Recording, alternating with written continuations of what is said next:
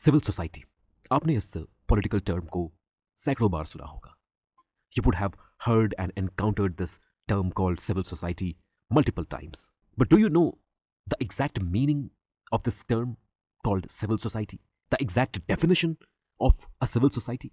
क्या आप एक्सप्लेन कर सकते हैं कि सिविल सोसाइटी क्या है? सिविल सोसाइटी कहाँ मिलती है, कैसे बनती है, किसके द्वारा बनाई जाती है?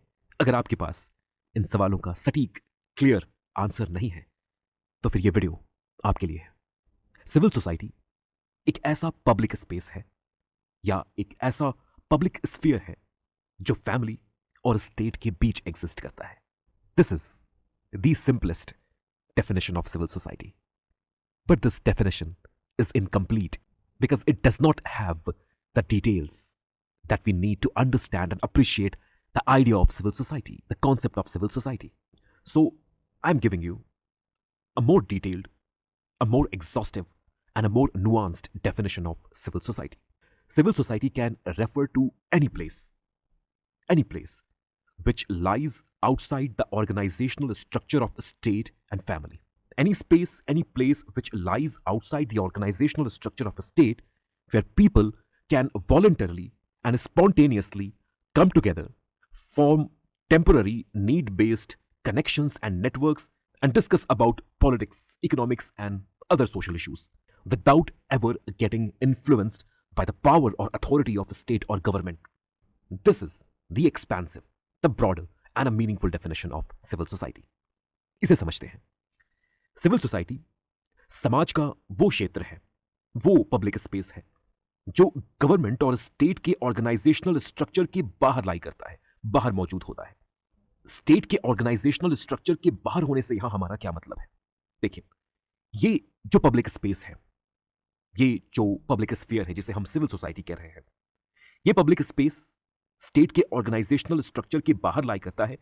इसका यह मतलब है कि गवर्नमेंट की जो पावर होगी, जो इन्फ्लुएंस होगी, गवर्नमेंट की ये पावर, ये इन्फ्लुएंस इस पब्लिक स्फीयर तक नहीं पहुंच पाएगी. इस पब्लिक स्फीयर, इस पब्लिक स्पेस जिसे हम सिविल सोसाइटी कह रहे हैं, जो कि स्टेट के, गवर्नमेंट के ऑर्गेनाइजेशनल स्ट्रक्चर के बाहर मौजूद होता है, इस पब्लिक स्पेस, इस पब्लिक स्फीयर के सिविल सोसाइटी कहलाने के लिए जो सबसे इंपॉर्टेंट कंडीशन है वो ये कि यहां पर इस पब्लिक स्पेस में, इस पब्लिक स्फीयर में गवर्नमेंट का इन्फ्लुएंस नहीं होगा, गवर्नमेंट के पावर का इन्फ्लुएंस नहीं होगा, इधर डायरेक्टली और इनडायरेक्टली. दूसरे शब्दों में हम कह सकते हैं कि ये जो पर्टिकुलर पब्लिक स्पेस है, पब्लिक स्फीयर है, जो कि फैमिली और स्टेट के ऑर्गेनाइजेशनल स्ट्रक्चर के बीच एग्जिस्ट करता है, इस स्पेस में, इस स्फीयर में, इस पब्लिक स्पेस, इस पब्लिक स्फीयर में जो कुछ भी घटनाएं घटती हैं, यहां पर जो कुछ भी होता है, लोग यहां पर किस तरह से एक दूसरे के साथ इंटरैक्ट कर रहे हैं, किस तरह के नेटवर्क्स यहां पर बन रहे हैं, किस तरह के temporary associations and networks and relationships यहां पर लोगों के बीच एस्टैब्लिश हो रही है, लोग क्या डिस्कस कर रहे हैं, किन इश्यूज के ऊपर यहां पर डिबेट हो रहा है, डिस्कशंस हो रहा है, और किस तरह का पब्लिक ओपिनियन यहां पर इन डिस्कशंस, इन डिबेट्स के माध्यम से जनरेट हो रहा है.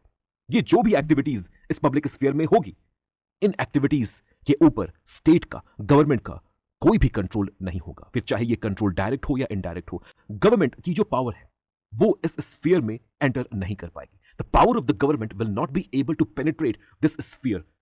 All the activities that are going to take place in this sphere, these activities will be voluntary and spontaneous.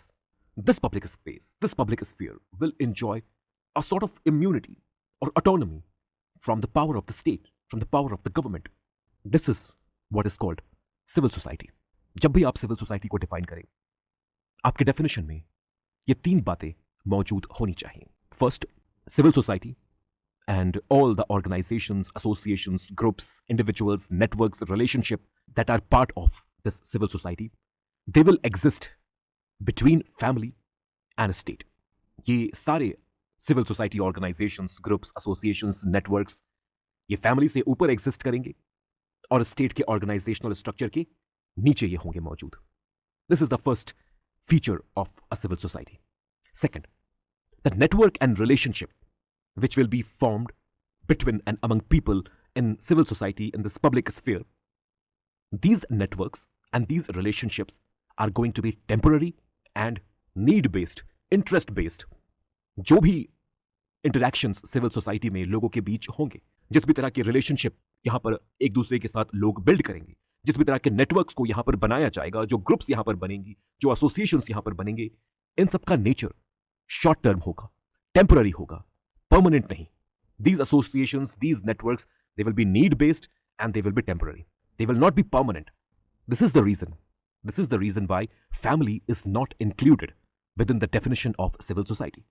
क्योंकि फैमिली के भीतर जो पार्टनरशिप होती है, जो रिलेशनशिप बिल्ड होते हैं, उनका नेचर टेम्पररी नहीं होता.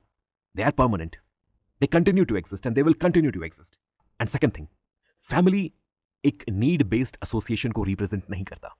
Third and the most important feature, this is the most important feature, the most distinctive feature of a civil society.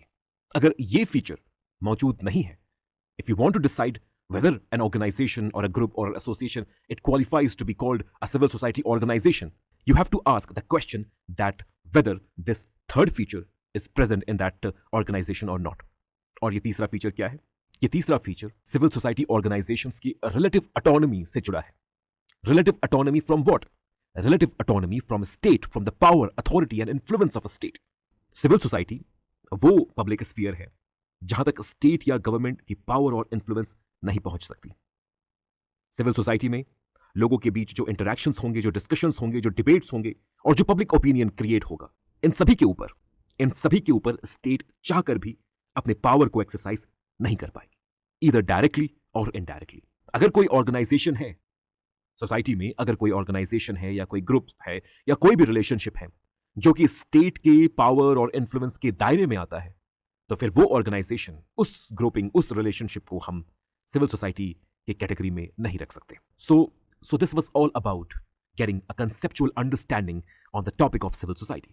I hope I was able to deliver you the conceptual understanding which I wanted to deliver from the beginning of this video. अगर आपने इस video को यहां तक देखा है और अगर आपको लगता है कि यह वीडियो आपके लिए यूजफुल था, it helped you in gaining some sort of clarity on this very important topic of civil society. If you think like this, then do react to the video. Give your feedback.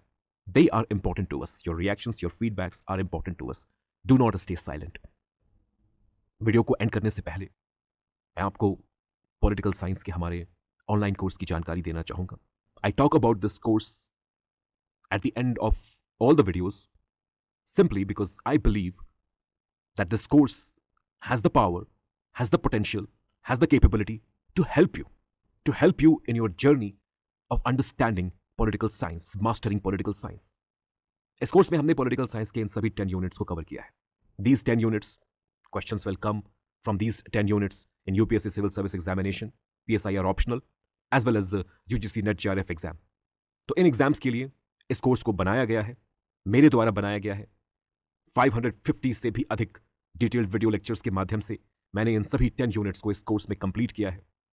अगर आप इस course के benefit को avail करना चाहते हैं और अगर आप मेरे गाइडेंस को अवेल करना चाहते हैं, if you want this course to help you in your journey towards clearing these exams, then you can join the course.